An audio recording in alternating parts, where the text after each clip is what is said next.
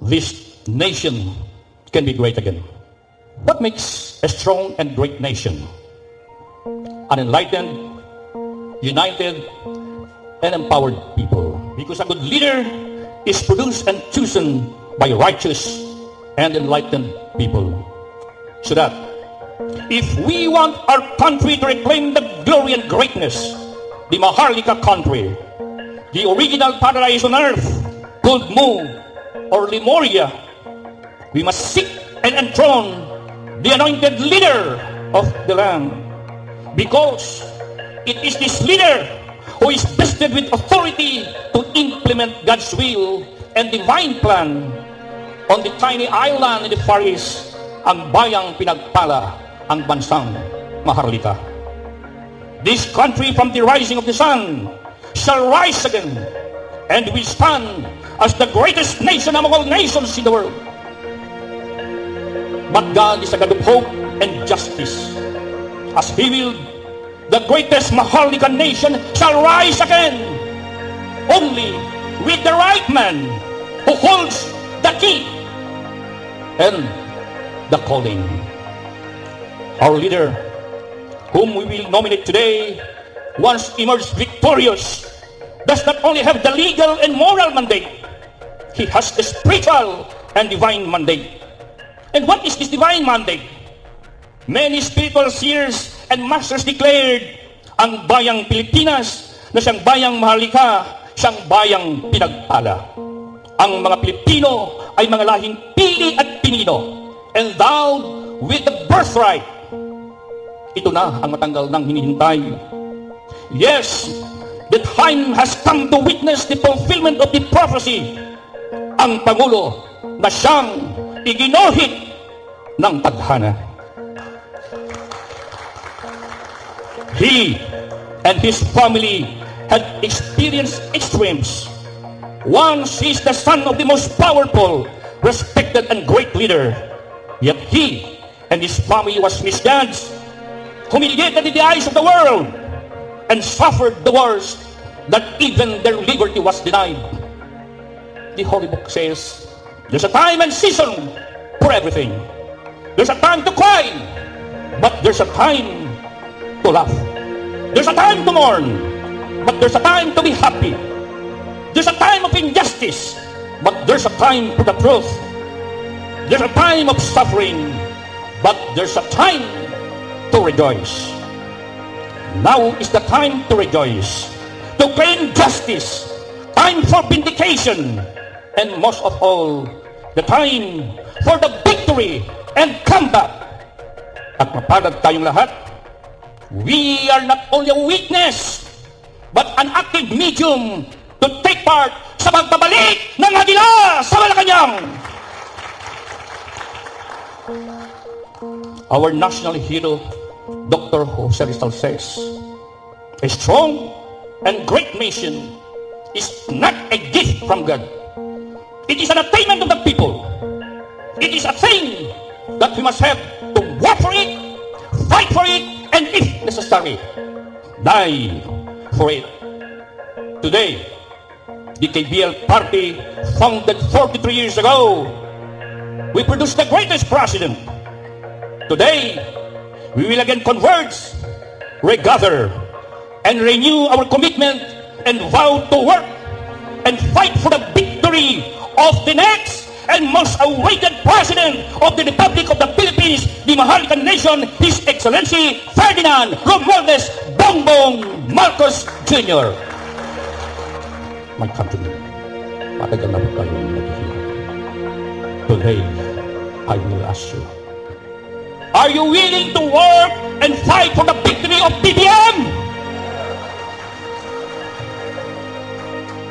Are you willing to work and fight for the victory of the next President of the Republic of the Philippines? Mabuhay ang KBL! Mabuhay si Bongbong Marcos! As we declare today, the next President of the Republic of the Philippines.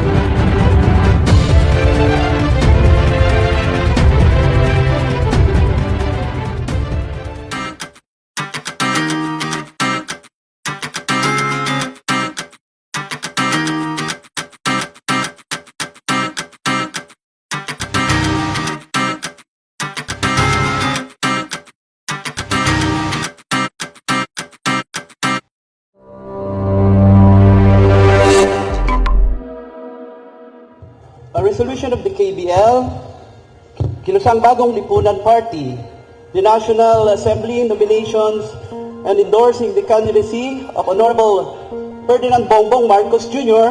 as the party's presidential candidate this coming May 9, 2022 national election. Resolution number 1, series of 2021. Whereas the KBL, Kilusang Bagong Lipunan, a registered political party recognized by the COMELEC, is nominating its own candidates to participate in the May 9, 2022 national and local elections. Whereas the KBL party, in compliance to the COMELEC guidelines in the selection of nomination of the candidates, the national official and members of the KBL party conducted the party's national convention at Thunderbird Resort, Binangonan, Rizal, on September 24, 2021, for the purpose of selecting and nominating its candidate for president and other national candidates.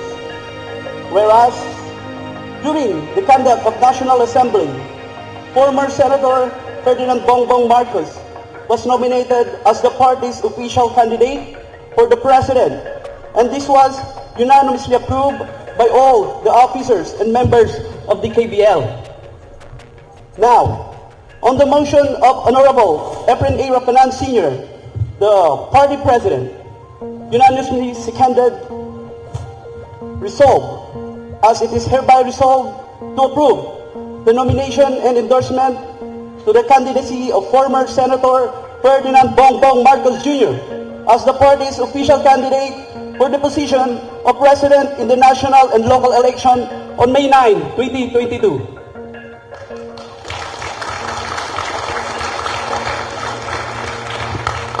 Resolved further to convey to Honorable Bongbong Marcos Jr. the resolution of endorsement and nomination for his acceptance and consideration.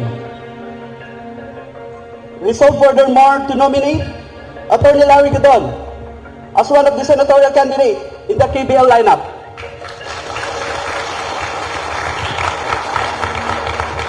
Approved September 24, 2022, Thunderbird Resort, Binangonan, Rizal, Philippines.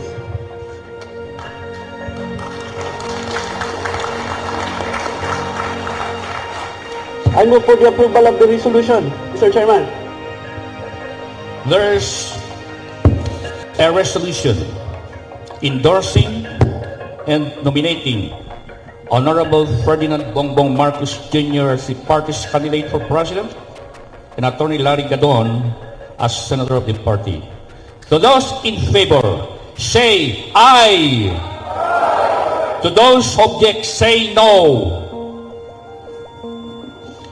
Inasmuch as there is no objection, the resolution endorsing Honorable Bongbong Marcos as the party's candidate in May 22 election is hereby approved.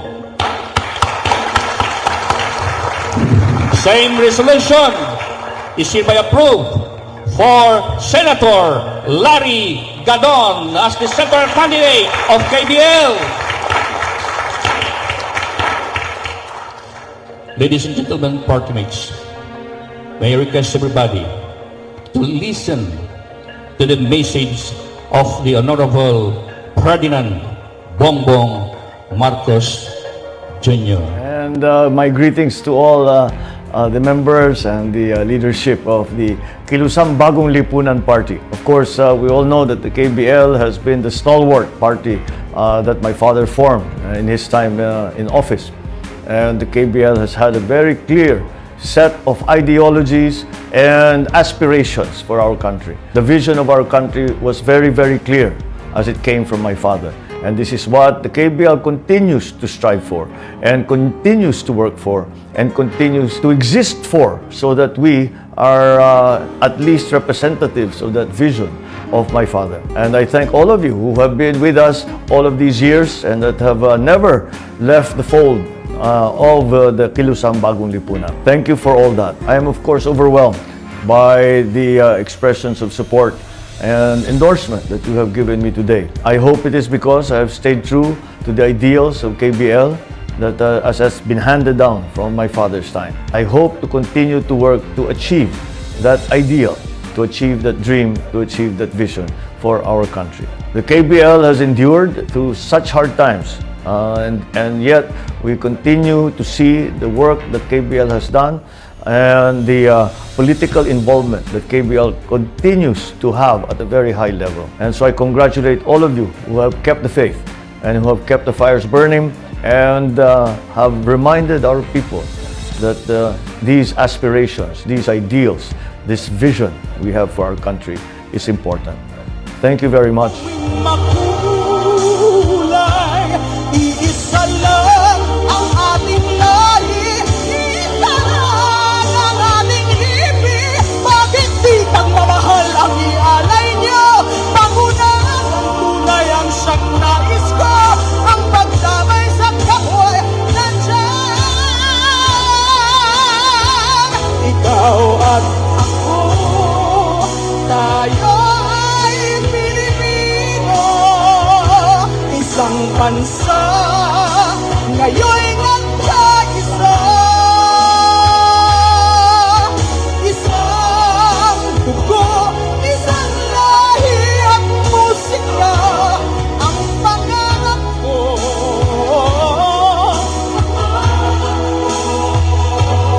Ang pangarap ko'y bansang mapayapa.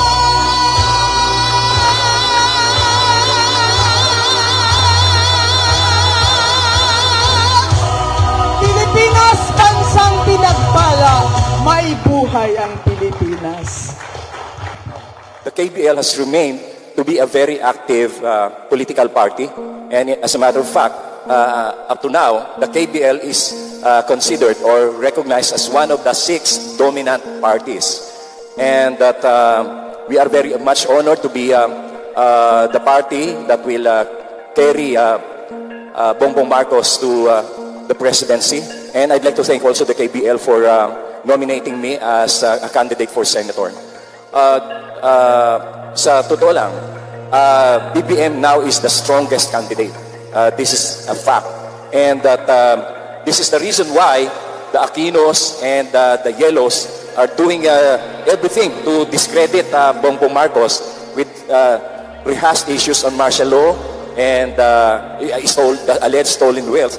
But they haven't realized that the Aquino appointed, the Aquino controlled Sandigan Bayan has dismissed all the ill-gotten cases against the Marcoses. Walang kahit isa lumusot, despite the fact that the Sandigan Bayan justices were appointed by the Aquinos, despite the fact that the Sandigan is controlled by the Aquinos, that dismiss lahat ng kaso. This only means that lahat ng sinasabi nilang mga kasinungalingan kay Presidente Marcos at sa pamilya nito ay pawang mga basura. Lahat yan ay propaganda at lahat yan ay kasinungalingan. Kaya ngayon, a lot of the majority now of the Filipinos have realized that all of these are propaganda, all of these are brainwashing, all of these are indoctrination of the Aquinos and the Yellows. In fact, they have resuscitated their propaganda against the Marcoses by this Ateneo and Martial Law Museum. Nakakatawa ito sapagkat the one who is operating this so-called Ateneo Martial Law Museum is someone who was not even born during the time of martial law. I am very much sure that this fellow is a communist and a scholar of National Democratic Front. The only reason why this martial law rehashed issues are being resuscitated is because the NDF, the Aquinos, and the Yellows are very afraid. They are now shivering that Bongbong Marcos is the strongest candidate. In a survey in Central Luzon done by congressmen, Bongbong landed with 27% survey score. and the next is 20%, and the next is 18%, and 11%. And I will not mention the names. In an internal survey in Angeles City, Bongbong got 28%, and the second is 18%, with a 10% margin. And even in the survey conducted by the Liberal Party, Bongbong came out number 1. Oh.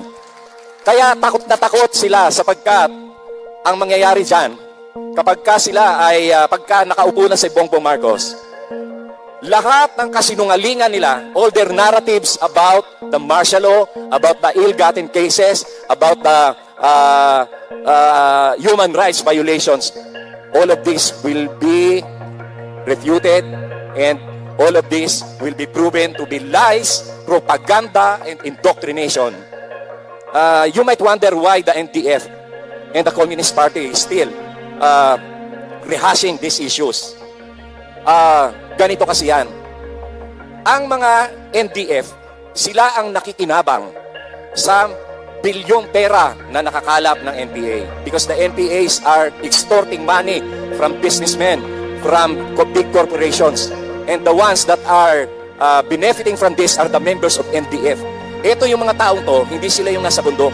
Hindi sila yung mga nandyan sa pakikipaglaban. Sila, ito yung mga komunistang professor sa UP, mga komunistang pare, at mga komunista na mga editor ng mga dyaryo.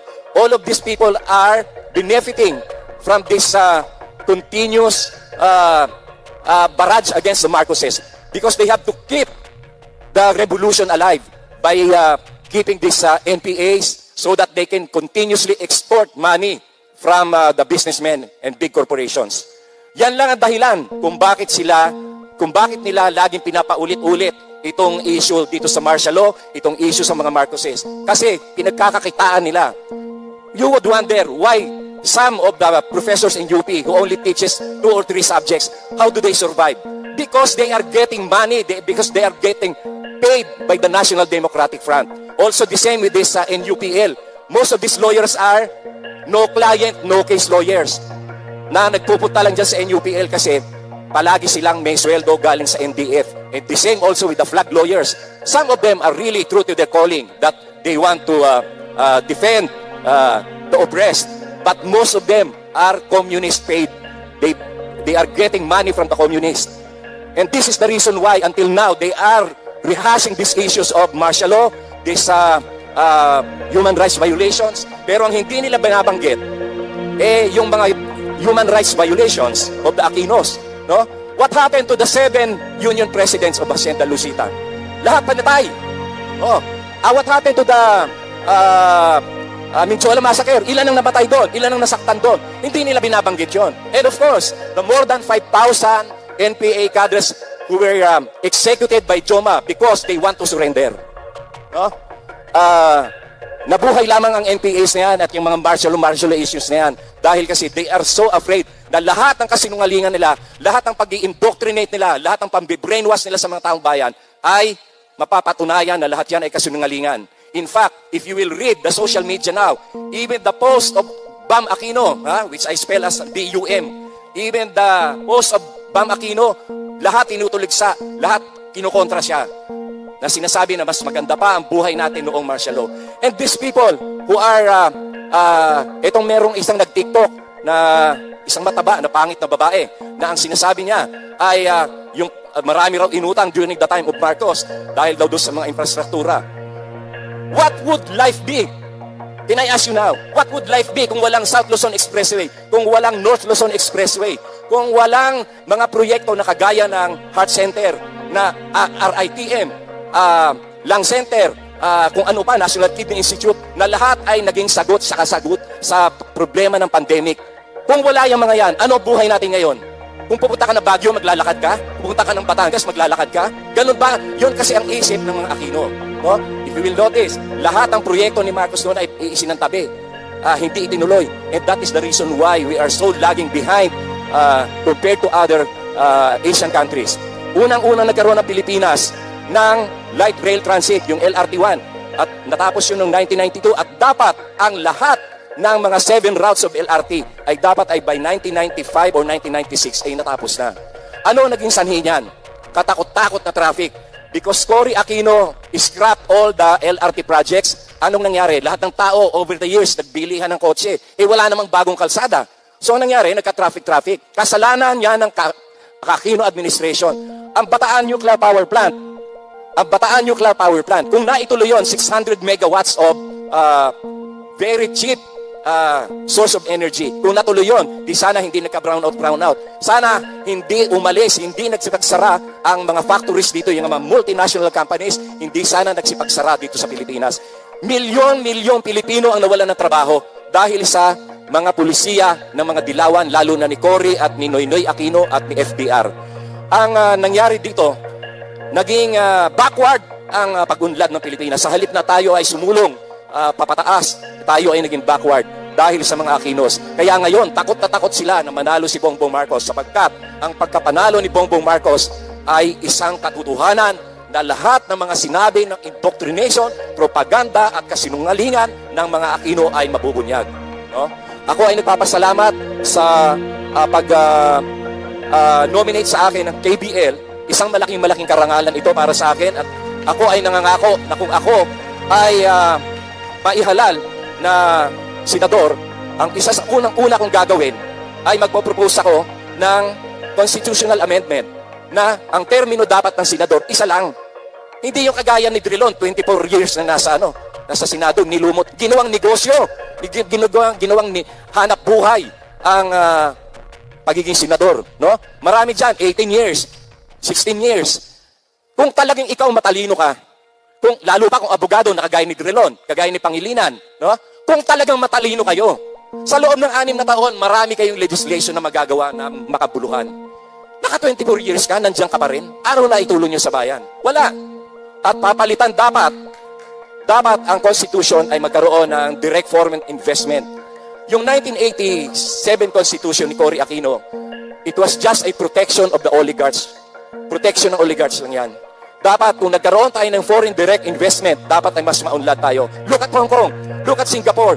Do they mind that foreign investors are on their lands? Hindi. And actually, ang laki ng agwat nila sa atin. Kasi they allow foreign investment. And dapat, ang isa pang pagbabago sa Constitution that I will propose is the one slate of President and Vice President. Dapat ang President at Vice President, isang ticket lang. The vote for the President should be a vote also for the Vice President.